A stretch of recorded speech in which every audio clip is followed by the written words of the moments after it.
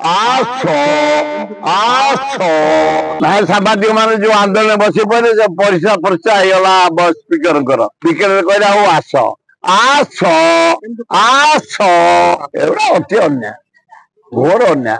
ନାଇଁ ଅଲରେଡି ତମେ ଆନ୍ଦୋଳନ କଲ ବୋଲେ ନହେଲେ ମନକୁ ଉଠେଇଛ ତମେ। ଘଟଣା ନେଇକି ସାମ୍ବାଦିକ ମାନଙ୍କର ଭିତରକୁ ଆଲାପ କରିନାହାନ୍ତି।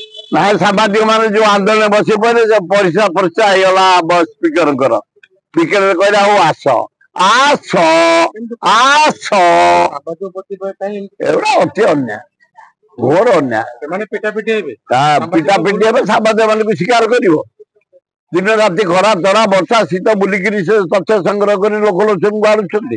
ତାଙ୍କ ପ୍ରତି ଏତେ ଅନ୍ୟାୟ, ଘୋର ଅନ୍ୟାୟ। ଯାହା ହଉ ମତ ପରିବର୍ତ୍ତନ କଲେ ଖାଲି ବାଚସ୍ପତି ଆପଣ ମାନଙ୍କୁ ଆଲାଉ କଲେ, ମୁଁ ଖୁସି। ବିଧାନସଭାରେ ସାମ୍ବାଦିକ ମାନଙ୍କୁ ଯୋଉ ମୋବାଇଲ ଆଲାଉ ଉପରେ ରୋକ ଲଗେଇଥିଲେ ନାଇଁ ତମେ ଆନ୍ଦୋଳନ କଲା ପରେ, ନାଇଁ ଅଲରେଡି ତମେ ଆନ୍ଦୋଳନ କଲ ବୋଲେ ନହେଲେ ମନକୁ ଉଠେଇଛ ତମେ।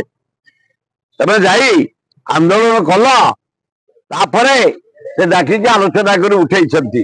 ଆନ୍ଦୋଳନ କରିଥିଲେ ସେମିତି ଥାନ୍ତା ଏଇନା।